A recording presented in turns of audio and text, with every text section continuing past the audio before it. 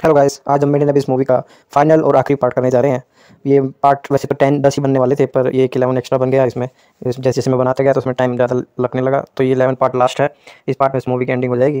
पिछले पार्ट में देखा था कि बॉन्डोर को टीम एफर्ट से मिलकर, तीनों ने मिलकर बॉन्डोर को कैसे न कैसे एक लेज़र डायरेक्ट हिट की थी इंस्क्रेटर से, वो भी चालाकी दिखाकर। वो भी जो रैक का जो कटा हुआ हाथ था, जिसको बिल्कुल भी अंदाजा नहीं था बॉन्डोर को कि ये यूज़ कर पाएंगे उस हाथ को, उस हाथ का यूज़ करके उसने उनको चकमा देकर उस पर हमला किया, जिसको वो डॉज नहीं कर पाया और बॉन्डोर को हरा दिया। तो इस पार्ट की स्टार्टिंग में जैसे ही सारी टीम जश्न मना रही थी, रैग बेहोश हो गया था यूज़ करके अपनी लास्ट इंस्क्रेटर, और ननाची वहीं पर था। तभी ननाची को पीछे से आवाज़ आती है बॉन्डोर की बॉडी में से। बॉन्डोर अभी भी जीवित था, उसका कुछ पल उसमें होश बाकी था, अभी वो मरा नहीं था पूरी तरह से। तभी बॉन्डोर उसे कहता है ननाची से, आपने मुझे चौंका दिया। ये बहुत ही चौंकाने वाली बात थी। मैंने कभी नहीं सोचा था कि आप एक ऑपरेशनली कट आउट हैंड को यूज़ कर मुझे अचंभित कर दोगे। आपने अपनी पूरी ताकत लगा दी, अपनी पूरी बुद्धि का इस्तेमाल किया, और आपने सभी ने मिलकर एक शानदार तरीके से कार्रवाई की है। ये वास्तव में दिल छू देने वाली बात है। मैं बहुत ही खुश हुआ कि आपने टीम एफर्ट्स दिखाया और आपने मुझे हराने के लिए हर कोशिश की, और आप कामयाब भी रहे। यह बॉन्डोर उसको कहता है। तभी ननाची कहता है, बहुत हुई तुम्हारी बकवास, बकवास बंद करो। तुम्हें देख कर लगता है अब तुम्हारे शरीर को कोई बचाने वाला नहीं आने वाला है। तुम्हारे सारे अंबारा हैंड की पावर्स भी खत्म हो चुकी है शायद। अब तुम्हें कोई नहीं बचा सकता। तुम्हें अभी हार मान लेनी चाहिए। ननाची कहता है, अब हम आराम से तुम्हारी जोली को तबाह करेंगे, जो उसके अवशेष बचे हुए हैं, और तुम्हारा अंत करेंगे। अब वैसे भी तुम बहुत सारे हो, अगर हम अब कोशिश भी करना चाहेंगे हम तुम्हें हरा नहीं सकते हैं, लेकिन तुम्हारी जो इरादे थे वो तो अब नष्ट हो गए हैं। ननाची कहता है, तुम्हारे साथ यही होना ठीक था। तभी बॉन्डोर कहता है, हाँ क्यों नहीं, यही सही था मेरे साथ होना। तुम्हारी जो मांगे थी वो तो तुम्हारी पूरी हो ही गई है। तुम्हारा जो डिजायर था, जो तुमने अपना पाथ खुद चूज़ किया था और उसके आगे चलते रहे, उस चीज़ ने मेरे जो इरादे थे उनको सरपैस किया है, उनको पीछे छोड़ा है। ऑल्सो ये बहुत ही रिग्रेटेबल है कि ये शरीर नष्ट हो गया है। रास्तों को पार करना, इन आपसे टकराने का मौका मिलना और अतुलनीय आनंद था। आपसे मैं ऐसे लड़कर बहुत ही खुश हुआ। अब सभी यहाँ से आप सब यहीं से आगे जा सकते हैं, यही मेरी एक नई आकांक्षा है। अब मैं आपके बीच में नहीं आऊँगा, ये बॉन्डोर कहता है।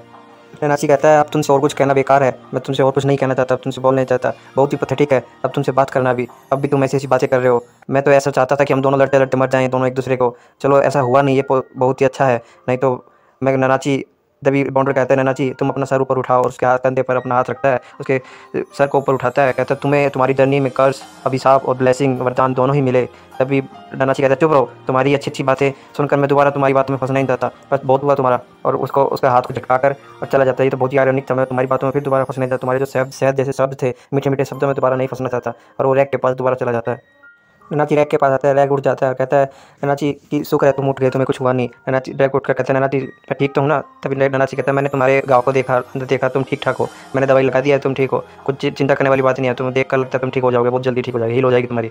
तभी रैक कहता है, क्या हमने उसको हरा दिया?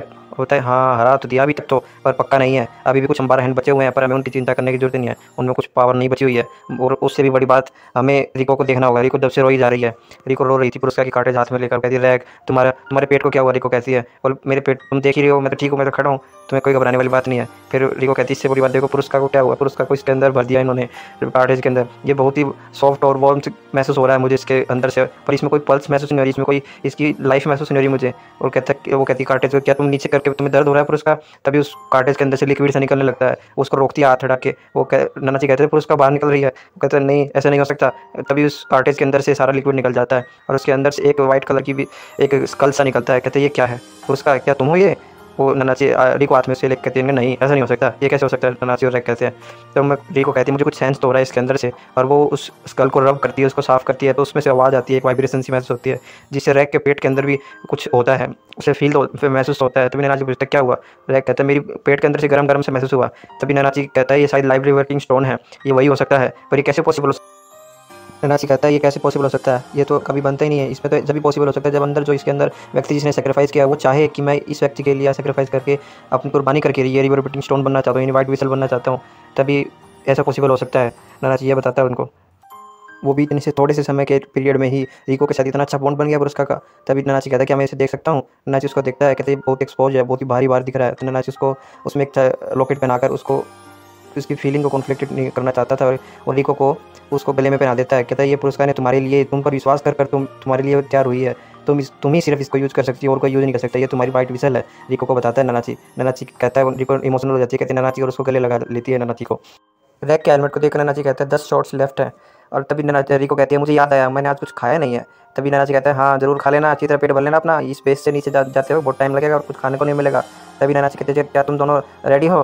तभी ननाची कहता है रोना भी एक साथ, खाना भी एक साथ, दोनों तीनों चीज़ तुम्हारी एक साथ चल रही है। रिको बॉन्डोर की पूरी टीम उनको देख रही होती है। तभी कहता है कि ननाची देखो क्या वो ठीक है? तभी ननाची उनको देखकर कहता है वो बास्टर्ड, मुझे उसका पूरा मास्क तोड़ देना चाहिए था तो वो अब यहाँ जिंदा नहीं रहता। तो फिर वो कहता है हम क्या ठीक है, हम अभी यहाँ से जा सकते हैं, कोई दिक्कत कर सकते हैं हमारे बीच में वो?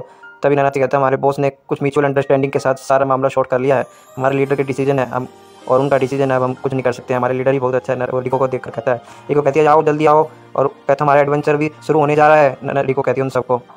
बैकग्राउंड में हमें पुरस्कार की आवाज़ सुनाई जाती है और उसमें कह रहे होते हैं कि उनके लिए जो अपने शरीर को कुर्बान करता है और चुनौती देता है एविस को, वो उस खाई का मुकाबला करते हैं जिसमें अंधेरे ही अंधेरा होता है। ऐसा कहा जाता है कि एविस सब कुछ प्रदान करेगा, जीवन, मृत्यु, शाप और आशीर्वाद, यह सब कुछ एविस प्रदान करेगा। एविस में ये सब चमत्कार हैं।